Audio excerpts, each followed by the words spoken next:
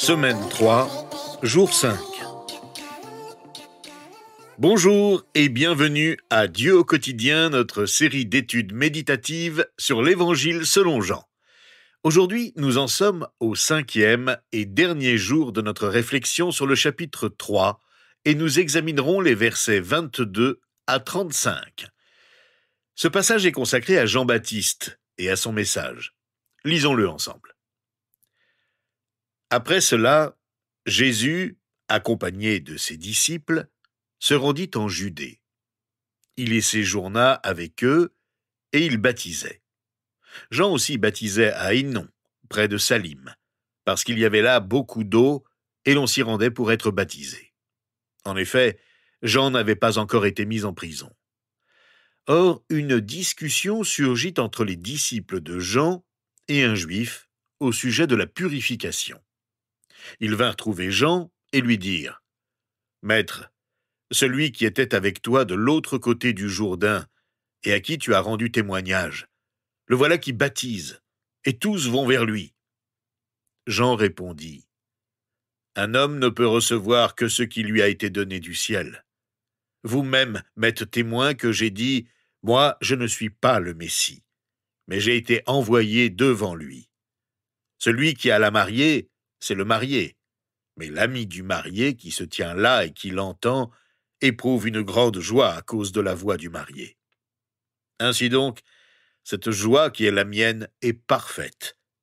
Il faut qu'il grandisse et que moi, je diminue. Celui qui vient d'en haut est au-dessus de tous. Celui qui est de la terre est de la terre, et il parle des réalités terrestres. Celui qui vient du ciel est au-dessus de tous. Il rend témoignage de ce qu'il a vu et entendu, et personne n'accepte son témoignage. Celui qui a accepté son témoignage a certifié que Dieu est vrai. En effet, celui que Dieu a envoyé dit les paroles de Dieu, parce que Dieu lui donne l'Esprit sans mesure. Le Père aime le Fils et a tout remis entre ses mains. Vous vous souvenez peut-être que lorsque nous avons commencé l'étude de l'Évangile selon Jean ensemble, nous avons parlé du témoignage de Jean-Baptiste à propos de Jésus au chapitre 1. Nous avons aussi vu que Jésus l'estimait beaucoup et a dit de lui : « Parmi tous les hommes qui sont nés d'une femme, il n'y en a pas de plus grand que Jean. » Jean-Baptiste est le dernier prophète à avoir annoncé la venue imminente de Jésus. Sa grandeur était en grande partie due à son humilité. Si nous voulons être humbles, et vous devriez, je devrais l'être, suivons l'exemple de Jésus-Christ, qui nous dit que nous devons nous efforcer d'être humbles dans notre vie quotidienne. Si je veux avoir de l'humilité, je dois me rendre compte que mon humilité va être mise à l'épreuve. Ne serait-ce pas formidable si nous pouvions simplement développer l'humilité, régler le problème de l'orgueil et vivre dans l'humilité une fois pour toutes ? Notre vie ne fonctionne pas de cette façon. Notre humilité sera toujours mise à l'épreuve. Nous le constatons avec l'exemple de Jean-Baptiste qui a fait preuve d'humilité avant le début du ministère de Jésus au chapitre 1 de l'Évangile selon Jean. Nous découvrons au chapitre 3 que son humilité a été mise à l'épreuve plus tard, quand Jésus devenait populaire. Certains voulaient faire de lui le Christ, voulaient l'élever à un rôle beaucoup plus important que le sien. Nous assistons à une discussion entre des disciples de Jean et un responsable juif à propos de la purification, un sujet qui préoccupait beaucoup les responsables religieux juifs. Il s'agissait sans doute d'une discussion sur le baptême qui symbolise la purification des péchés. Et voilà qu'ils en parlent à Jean-Baptiste en comparant son ministère de baptiseur à celui de Jésus. Ils lui font comprendre que Jésus est en un rien de temps devenu plus populaire que lui et que leur maître perd de son influence. Voilà de quoi provoquer la jalousie et l'amour-propre de Jean-Baptiste. Mais lui ne bronche pas et fait preuve de véritable humilité. Ce qu'il vient d'entendre aurait pu le rendre jaloux, mais cela n'a pas du tout été le cas, au contraire. La manière dont il a fait face à ce test d'humilité et son attitude face à la tentation de l'orgueil sont exemplaires. Tout d'abord, Jean-Baptiste répond ceci.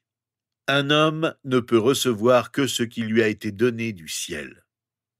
En quelque sorte, Jean-Baptiste dit « Pourquoi serais-je jaloux de ce que quelqu'un d'autre a reçu et que je n'aurais pas reçu moi-même » La Bible du Sommeur traduit ce verset ainsi « Nul ne peut s'attribuer une autre mission que celle qu'il a reçue de Dieu. » C'est Dieu qui a tout le contrôle.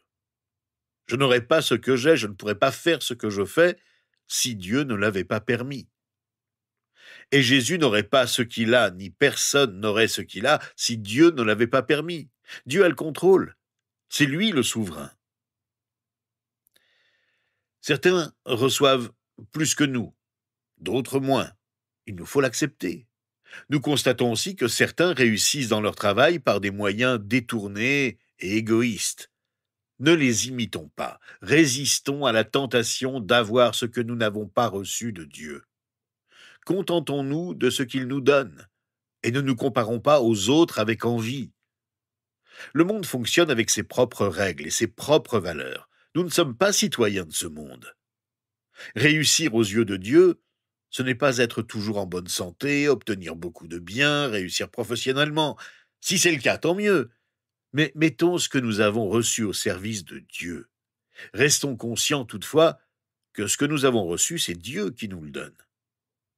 Et l'apôtre Paul nous rappelle dans sa première lettre aux Corinthiens, au chapitre 4, verset 7, « Qu'as-tu que tu n'aies pas reçu? Et si tu l'as reçu, pourquoi faire le fier comme si tu ne l'avais pas reçu ?» Pour Jean-Baptiste, tout ce qu'il a, il l'a reçu de Dieu qui est au ciel. Il confesse humblement aussi qu'il n'est pas le Christ. Malgré ce que les autres pourraient dire de lui et voulaient faire de lui, il n'a jamais cherché à usurper le rôle de Jésus. Il savait que sa mission était limitée, même si elle était importante. Il savait ce qu'il avait reçu du ciel et s'en contentait. Cela lui a permis d'accomplir sa mission jusqu'au bout. Il a fait connaître l'agneau de Dieu au peuple d'Israël. Il en va de même pour nous. Reconnaissons ce que nous avons reçu de Dieu, nos dons, nos qualités, notre personnalité. Acceptons tout ce que Dieu nous a donné, mais n'essayons pas d'être ce que nous ne sommes pas. Ne recherchons pas à avoir plus que ce que Dieu a voulu nous donner, sinon nos œuvres seront vouées à l'échec d'une manière ou d'une autre. Que l'humilité nous guide, et non pas l'ambition d'être meilleur que les autres, de réussir mieux que les autres. Sachons accepter ce que nous sommes, et faisons fructifier tout ce que nous avons reçu du ciel. Jean-Baptiste nous montre l'exemple. Il a accepté ses responsabilités, il a connu une grande renommée, mais il a accepté les limites que Dieu lui a imposées dans l'humilité et la soumission. Il savait qui il était et qui il n'était pas. Pour illustrer son message, Jean-Baptiste a aussi recours à une image simple, celle d'un époux, de son ami et de l'épouse qui arrive. L'ami de l'époux, c'est le témoin du mariage, celui qui est chargé d'organiser la fête. Il n'a pas la première place, il le sait, et il est rempli de joie car il connaît sa place. C'est le rôle qu'occupe Jean-Baptiste à l'égard de Jésus. C'est Jésus qu'il veut mettre en avant. C'est Jésus qui est au centre de ses préoccupations, de sa mission. Pour notre part, suivons l'exemple de Jean-Baptiste. Non seulement nous ne cherchons pas à avoir ce que nous n'avons pas reçu, non seulement nous acceptons humblement ce que nous avons reçu, mais nous sommes dans la joie parce que ce que nous avons, nous l'avons reçu de Dieu. Ce que Dieu veut que nous accomplissions tout au long de notre vie doit être accompli dans la joie. L'ennemi de Dieu voudrait nous détourner de ce que Dieu a voulu pour nous. Il voudrait que nous portions notre attention avec envie et jalousie sur ce que nous n'avons pas reçu. Mais résistons, parce que notre joie ne dépend pas de ce que nous n'avons pas, mais de ce que Dieu, dans sa générosité, a bien voulu nous donner et nous confier. Jean-Baptiste accepte humblement ce qu'il a reçu de Dieu. Il reconnaît les limites de sa mission et il accepte avec joie d'accorder à Jésus la première place. Enfin, il rappelle l'urgence de l'humilité. Il faut qu'il grandisse et que moi, je diminue. La Bible du semeur dit « Lui doit devenir de plus en plus grand et moi de plus en plus petit ». Il s'agit d'un devoir, d'une nécessité. L'humilité se vit au quotidien. Jésus doit prendre toute la place. Sa mission compte beaucoup plus que la sienne. Jean-Baptiste a fait connaître Jésus au peuple d'Israël. Jésus va se faire connaître au monde entier. Et lui aussi le fera par le chemin de l'humilité. D'une certaine manière, il en va de même pour nous. L'influence de Jésus doit continuellement augmenter dans notre vie, dans nos pensées, nos valeurs, nos opinions. Il s'agit d'un processus quotidien. Nous accordons de plus en plus de place à celui qui nous a tout donné, qui s'est donné lui-même pour nous. Jean-Baptiste considérait son maître si grand qu'il ne se sentait même pas digne d'être son esclave et de dénouer la lanière de ses sandales. Nous savons que Jésus a été sur terre aussi humble que lui. Il a non seulement dénoué les sandales de ses disciples, mais il leur a lavé les pieds. Ce modèle d'humilité doit être le nôtre. Nous n'accomplissons pas notre ministère dans l'Église dans le but de promouvoir nos propres intérêts, notre propre vision de l'Église, ou encore notre place dans la communauté chrétienne, mais dans le but de servir humblement les autres en les considérant comme supérieurs à nous. Toute autre attitude serait vaniteuse et sans bienfait pour l'Église, et encore moins pour nous. On comprend mieux l'humilité de Jean-Baptiste lorsque l'on considère ce qu'il nous dit de la Trinité, du Dieu unique en 3 personnes, lorsqu'il témoigne que Dieu le Père a envoyé Jésus, le Fils de Dieu, pleinement Dieu, et qui lui a donné son Esprit Saint sans aucune restriction. Jean se sent tout petit à côté de son parent que Dieu a envoyé et donné au monde. Nous ne pouvons pas saisir nous-mêmes la beauté et la grandeur de la nature de notre Dieu. Mais la foi qu'il nous donne et l'esprit qui nous éclaire nous permettent de croire en lui, de l'adorer et de le servir. De même, nous nous savons tout petits à côté de notre Dieu qui est au ciel et nous sur la terre, mais nous nous savons acceptés par celui qui aime le Fils et qui a tout remis entre ses mains pour qu'à notre tour nous puissions l'accepter dans nos vies. Comment ne pas lui faire confiance? Comment refuser de mettre notre confiance en lui? L'avertissement de Jean-Baptiste nous interpelle donc tous. Voulons-nous connaître la vie ou bien rester sous le coup de la colère divine? N'oublions pas que son projet est un projet d'amour. Comment pourrions-nous le rejeter? Terminons donc notre survol du chapitre 3 de l'Évangile selon Jean en priant Dieu ensemble et disons-lui « Seigneur Jésus, nous sommes si heureux du témoignage que t'a rendu Jean-Baptiste et nous sommes encouragés par son humilité exemplaire. Nous voulons suivre son exemple et témoigner à notre tour que tu es Dieu, Fils de Dieu. Nous prenons au sérieux ton témoignage, parce que nous savons que tu es vrai, que tu dis la vérité. Nous voulons recevoir ton esprit pour qu'il nous guide et nous aide à mettre en pratique ce que ta parole nous enseigne.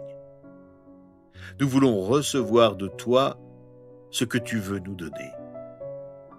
Aide-nous à être réceptifs, à mieux nous connaître pour mettre en valeur les dons multiples que tu nous as faits. Fais de nous des témoins fidèles, car c'est en toi que nous mettons toute notre confiance.